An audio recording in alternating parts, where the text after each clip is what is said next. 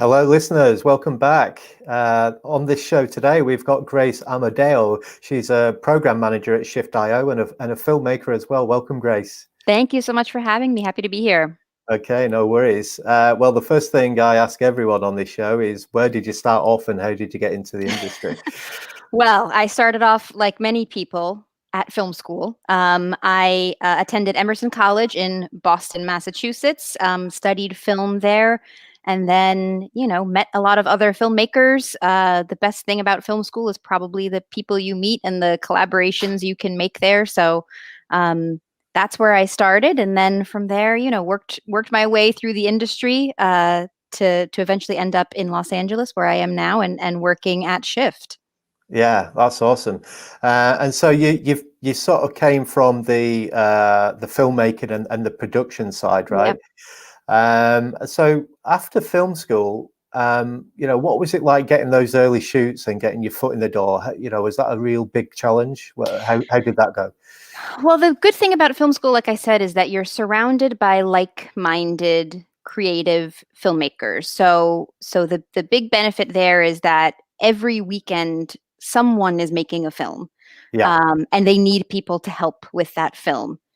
Usually you don't get paid, but you're a student, so it's fine. What I ended up doing was, I studied actually directing, even though I ended up in a production role. What I actually majored in was directing. So we had class projects and school projects and just passion projects that people wanted to do on the weekend. So that's kind of how you get your start. I mean, I remember getting hired as a key grip and a boom operator. And, when you're in film school, you kind of just say, hey, can you hold a microphone? Come on set and help me make this project. So you get to really experiment in a lot of different roles. I ended up realizing that producing and production was really where I wanted to be. I don't think I had the creative drive that that directors really need to have. I think what I really enjoyed about filmmaking was helping other people kind of facilitate their projects. So I was really good at making budgets and making spreadsheets and making call sheets and organizing all of the crew and making sure we had the permits. That was kind of where I fell into realizing that producing was what I enjoyed doing. So I made those relationships in school and kind of kept those relationships through the years. Yeah, that's interesting because a lot of people think it's all very sort of glamorous. They want to be near the cameras, but there's almost that, that producer side and almost like a project manager role. I'm not going to say it's an admin role, but it's really important work, and it's not the first thing people think of, but it's crucially important, right? Very, very important. And it takes a certain personality type, a very type A kind of organized person. And for me, I think a lot of people that go to film school, like you said, they have this kind of magical idea about, being Martin Scorsese and being Steven Spielberg and being the one behind the camera calling the shots. But you have to realize that on that film set, there's 20, 30, 50 other people doing other jobs that are just as important. And if you can find that thing that you really like. And for me, I didn't mind not being the director, not being the person calling the shots. I really enjoyed, helping in a different way and being the person that told everyone where to be, when to be there. Here's who we need. Here's how many people we need. Here's how much money it's going to cost. Here's how we stay under budget. Here's how we stay on time. I mean, you can't make a film without that person. And I just found that that's the kind of work I liked doing. Yeah, exactly. I mean, you could even be an accountant in the film industry, right? Totally. Oh my God, there's so many ways to get involved if you're willing to, be the filmmaking is such a collaborative process. It's very much like a piece of machinery. And it sounds like a bad thing to say that you're like kind of a cog in the machine, but it's not a bad thing. It's actually a really important thing to fill whatever role that is, that you can't make a film without it. Yeah. And before you went to film school, I guess, was there any calling signs for you, Grace? Was there any sort of flags or sort of signposts along the way that sort of made you think this is what I'm going to do, sort of thing? I came to film in a very interesting way. And I know logically this makes no sense. So I'm just going to say it and hope that it makes sense to somebody. I was a theater kid. Growing up in middle school, in high school, I loved theater. I loved acting in theater. I eventually moved on to kind of theater tech where I was up in the booth and I was doing lights and I was doing sound and I was backstage and I was helping with the props and I was stage managing, similar type of work, Yeah. kind of a different field. And when the time came for me to go to college, I was really deep into the theater world. And when I really sat down and thought about it, I thought, I don't want to do theater as a career. That's not, I was trying to put my finger on it. I want to do something collaborative. I want to do something creative. I want to be part of some kind of, art mechanism, but I don't really want to do theater. And I landed on film. And I know that's not a traditional story. Most people, they're 5 years old and they know they've always dreamed of being a filmmaker. Um, but that really wasn't it for me. I kind of knew I wanted to do something collaborative and creative, and made the decision that film was the place for me. Yeah. No, that's a great story. And actually, just leaving film school,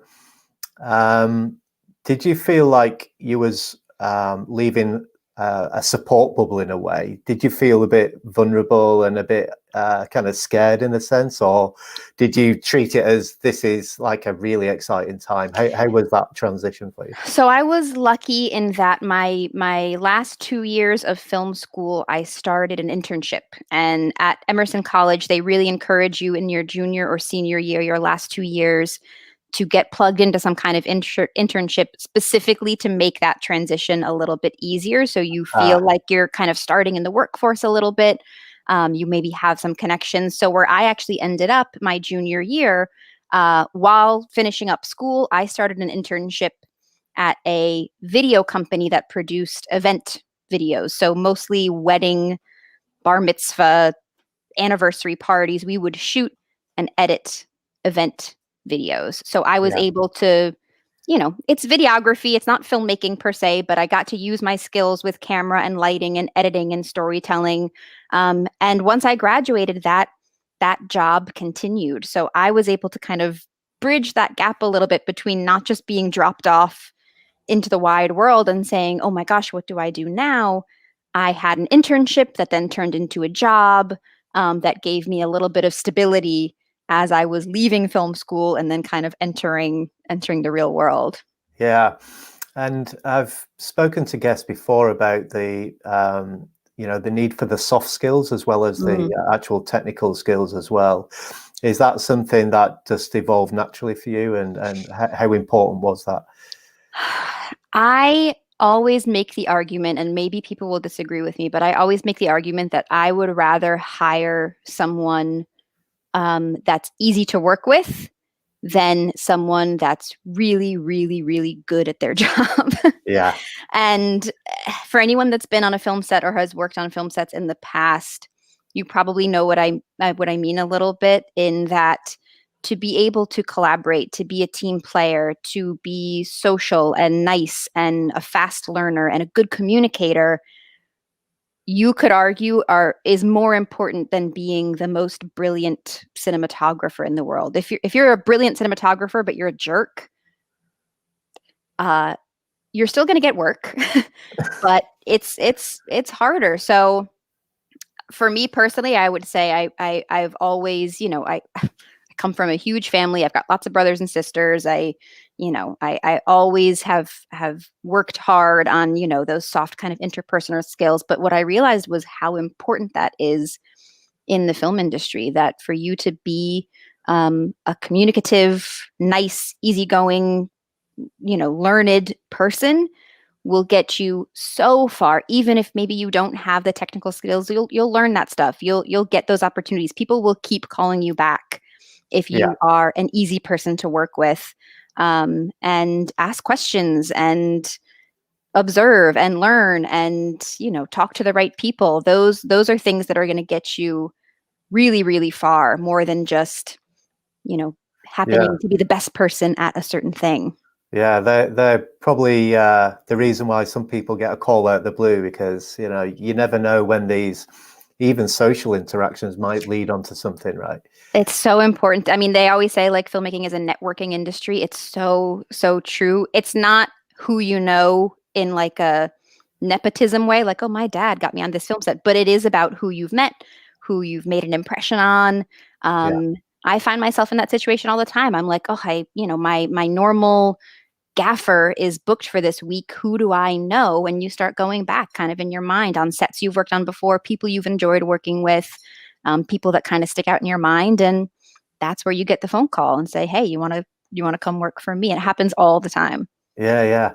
And so the journey from the film school to your current position at Shift.io, it's a software company. So how did you end up working for a software company, Grace? It is a software company. So in a nutshell, Shift is essentially a cloud-based storage system. So filmmakers use Shift, any kind of video producers, advertisers. It's a place where you can store your footage, manage your footage, share your footage. That's what everybody else at my company does. 3 years ago, the team at Shift decided that they wanted to open up a film grant. They essentially wanted to, put their money where their mouth is and say, we've always supported creative people. We've always supported creative work and creative processes. They wanted to really support kind of the next generation and say, the big creators of tomorrow, who are they right now? And what they landed on was creating a grant program. So they set aside a little bit of budget and decided that they were going to give out production grants to filmmakers and help them make their films and really see them through the whole process. And they were looking to hire somebody that had a production background. Full disclosure, before getting this job, I had never managed a grant before. Grant making was not part of my background. I was a film producer, but as a film producer, I knew exactly what filmmakers needed. I knew how they worked. I knew how to best support them. And Shift was really, really open-minded, honestly, in saying, you know how this works. You know what filmmakers need, and you're smart enough to figure out the rest. Let's build this together. So they really specifically sought out somebody like me who had filmmaking experience, production experience, and could really speak to the needs of filmmakers. And that was, 3 years ago. They hired me to build the program from the ground up. It never existed before. So I kind of created it, built it, and now have been managing it for the last 3 years. Yeah, that sounds great. And I guess reading through the briefs and speaking to the production crews to see if you can help them or not, it must be quite rewarding, right? It's incredibly rewarding. I am the luckiest person in the world that literally my job is to make people's dreams come true. And having been on the other side of that, I know exactly how much that means to say, we love your script. We think you're a great director. We think you've got a great idea here. Here's a check. Go make that film is, life-changing, absolutely life-changing. And it's a lot.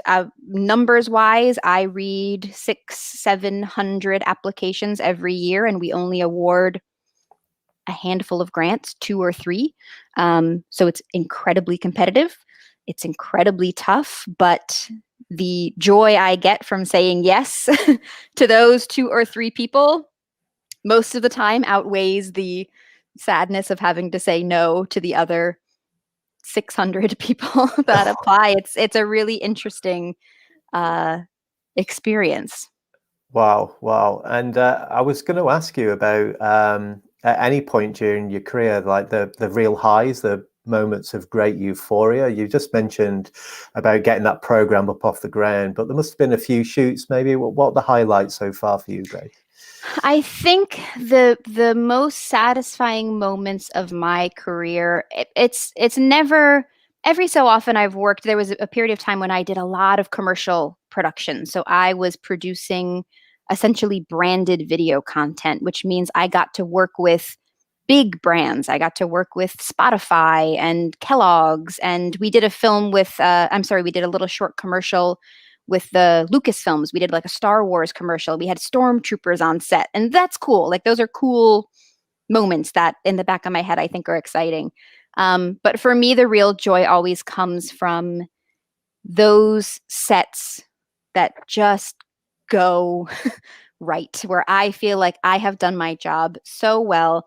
I always say, as a producer, this almost never happens, but as a producer, if you've done your job well, you should be able to just like stand there and let the things happen around you. If you've planned everything correctly, everyone knows where they need to be and where they need to go and what time they need to be there. It should just kind of manage itself. That never happens. But the times that I've gotten really close and felt like I have anticipated the needs, anticipated the problems, the director asked me for something and I've already done it. Yeah. That kind of pride of saying like, I'm good at my job.